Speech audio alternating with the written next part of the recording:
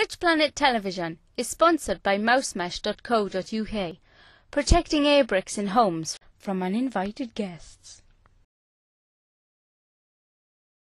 I'm with a chap called Peter Winspear now, and he lives in Slough, and his sighting was in broad daylight in the summer of 2014. Is that right, Peter? That's correct, Richard. As I say, we're in Slough, although probably not pronouncing that as people pronounce it here. Right, now you are also an optical engineer, Peter. Just give us a bit of background of optical engineering and what that entails. Yes, basically I work for a company in Windsor that specialise in ophthalmoscopes and other instruments for opticians when they examine eyes, and for some surgeons. And part of my work is the grinding and polishing of lenses and mirrors to fit in these instruments. Right. And so you're very well up on optical instruments and what they can and can't see. And you've built your own telescopes over the years, so just tell us about that as well, Peter. It's a hobby of mine. I like playing around with optics and building telescopes, so as an amateur astronomer I find I can't really afford some of these instruments and just prefer to build them myself. Right. And what are the sizes of the telescopes that you commonly use now then? The main one I use now is a 6-inch Newtonian reflector, which I built quite a few years ago. I did build a 12-inch Newtonian, which was rather large, but it suffered from being non-portable. Right. And in the end it just became a liability, so I actually went back to the 6-inch, being a more portable instrument. Right. Now, you actually observed this particular UFO through the telescope, and we'll come on to that in a moment. Yes, it was evening time, but broad daylight still, and come home from work. As a family, we were relaxing in the garden, sitting at a table, when I literally just spotted this object in the sky. I tend to have a knack for that sort of thing. It's something that's out of place, and I said to my family members that were there, well, what's that?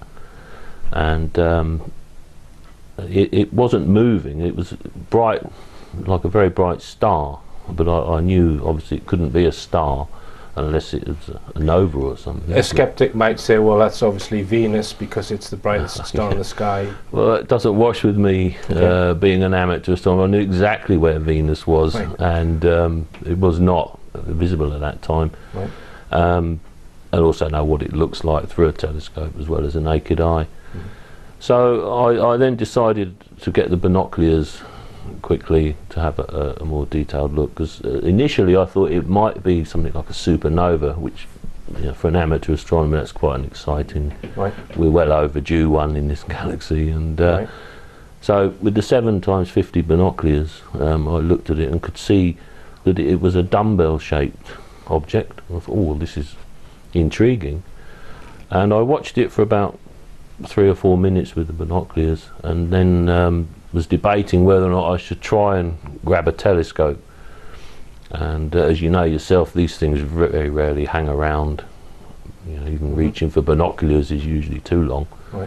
But in the end, I thought, I'm not going to get any more information from these binoculars. I'm going to risk it. So off I went and dragged out the what I considered would be the most suitable telescope I have at that time, which is a short focus wide field refractor, 80mm object lens, designed to give a wide field of view but not particularly high magnification. And I figured at the time that I would probably be tracking a moving target, and this would be the best, And just to point out, you are on the air traffic flight path here. Oh yes. And it's very restricted airspace. Just tell us about that before you continue with your sighting. Yes, we are literally 2 miles from the end of the north runway at Heathrow here in Langley, and it's restricted airspace because the planes are either taking off over here or landing depending on the wind direction. We also have the main air corridor over the country going north, where traffic merges from the continent and wherever and swings northwards, and they're high-flying aircraft which are a very common sight, and you can't mistake them for anything, which is one of the things I noticed this particular time, was the complete absence of any of these aircraft flying around up there while this sighting was going on. So you get your telescope out. Would you put it in the back garden, or do you have it in the house? Literally put it on the lawn and got it into position. Picked a low-powered eyepiece and managed to find the object again. It had moved in between me getting the telescope, but I found it again. Was able to focus on it and could see that it was actually. I don't know what it was. Right. So it was a glowing light the shape of a dumbbell. Is that what you? It was I wouldn't say it was glowing or self-luminous or reflective. It was light because obviously the sun was still in the sky. Right. There were no colour variations. It was just this golden, orangey yellow. Right. And you've done a sketch for us, which we can put up on the screen. So just how long did you observe it for with the telescope then? For a further 5 or 6 minutes. Right. And there was some very strange sort of dynamics following that then. Just explain that. Yes, well, no sooner had I centred it with the telescope that I observed a small sphere detach from underneath, hang there for a second or two, and that departed at amazing speed towards the east.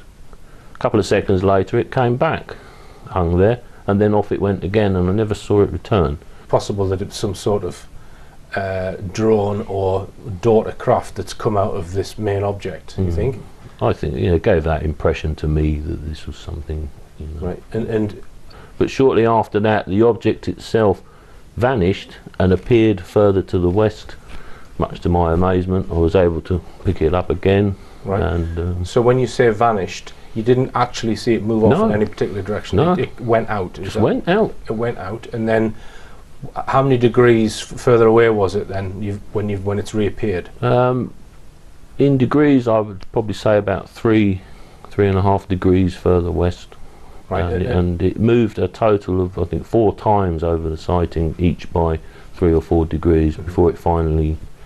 And can you estimate what that distance was that it moved in those 3 degrees? Have you got a feel for how far away it was? No, I tend to be. I have no idea of the size of it, so trying to estimate how far away it was is very difficult without knowing its size. And the other way around, of course, this is a very. So you wouldn't have any impression as to whether it was, let's say, bigger or smaller than a car? Only by the fact that the few clouds that were up there were drifting past it, which obviously ruled out a balloon of some kind then, because the clouds were happily going past while it just sat there. So given that it was obviously higher than the clouds, it must have been quite a distance off. It's just moving continuously to the west from here, I see. around 3 or 4 degrees at a time. But that's it really. It was very difficult to try and put any kind of.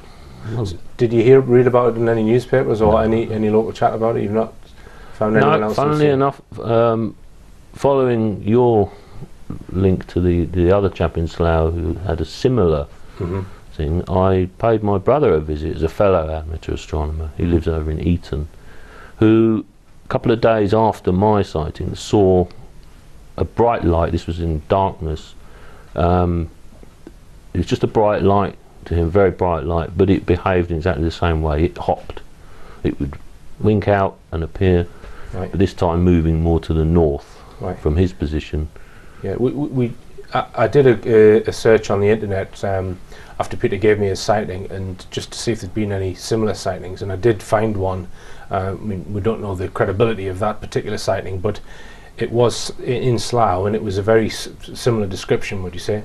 The object then that you've drawn here appears to have 3 spheres in it. And is that the impression that you got? That's the impression. Right. So perhaps in some orientations it would look like a dumbbell. It was rotating. I could see that now and again it would rotate, and that would change the aspect of it. Like initially at first it was a dumbbell, but there seemed to be a disc-shaped underneath to it. Right, so like a disc with 3 spheres on it rotating. Yeah, very right. And you sat and did these sketches when you were observing it? It struck me as odd because I seemed to be looking at the top of it, if you can see from there, even though it was up in the sky. It seemed to be tilted that I could see more to the top of it than what I considered would be the underneath. Right. Very, very bizarre. Right. Did you hear any noise with it at all? no noise. You're probably a fair distance from it, though. I would say that. I mean, obviously, the lack of aircraft noise was the thing that drew my attention. And what's your own feeling as to what it might have been? Do you think it's a man-made thing? Well, your own personal feeling on that? No, I don't believe it's man-made at all. Right. Okay. Not the way it just hung there. Right. And have you got any plans to attach video equipment to any of your telescopes? Following our emails, yes. I'm actually discussing with my two brothers an instrument package that hopefully we'll be able to show it in other wavelengths besides visible light. Right. So infrared. If there's any heat, if there's two exhaust, then it's obviously a jet. Right. Just to basically eliminate whatever we can. So we're currently working on this little thing. We've even given it a name. But all right. In the hope that it's going to reappear. Well, I don't know. I mean, it was good 2 years since I last saw anything weird up there. So tell us about that. What you've seen previous. That again, it was the aircraft movements that drew me to it, because obviously you get very familiar with how they move over here, and one thing you notice every now and again, one of them will turn very sharply, and you think, that's obviously felt in the cabin. Why has it done that? And I started to see if there was anything where it would have been, the aircraft. And this particular time there was an object which I could only describe as a globule of liquid metal. I mean, it was so shiny. Right. Again, through the binoculars, the 7x50s, I followed this as it came over my garden. It was very high up, moving to the south. And as it entered the airspace over Heathrow, it started to turn east. And lo and behold, in the field of view, two brown dots or objects came into the field of view. The whole lot turned and headed off east, and I lost sight of them. Right. As to what the two brown, I instantly thought at the time military, but when I thought about it afterwards, I was not so sure. They're kind of. So this object, do you think that may have been picked up by at the airport on the radar? Well, I can only speculate. Obviously, the lack of the aircraft up there told me it was on somebody's radar. They're vectoring aircraft away. Obviously, the pilots are not going to question. They're just going to turn as the traffic controllers tell them. I see. And they'll just acknowledge that, Roger. Right. They won't say, you're turning, you avoid a flying saucer or something. So they probably have no idea. But you think there's maybe a very tiny group, or whoever is in charge of air traffic control is in the loop to a degree with regards unexplained objects, you think? I believe that they're well aware of these things, and obviously pilot testimonies must be testimonies, so it must be one of the I had a military radar operator come to me not long ago at one of my talks, and he said, Richard, we see things fairly regular and we're told to play them down and keep it to ourselves. So it's an interesting subject for me. I've seen a lot of strange stuff up there, as I've said to you before. I'd like to know what they are, and as to whether these people are in the loop or just simply don't want the hassle is another matter. But all right, Peter, well, thanks for giving me your account, and thanks very much for talking to Richplanet. Thank you for having me, Richard. That's all for tonight, and remember, believe none of what you hear and only half of what you see. I'm Richard D. Hall. Good night.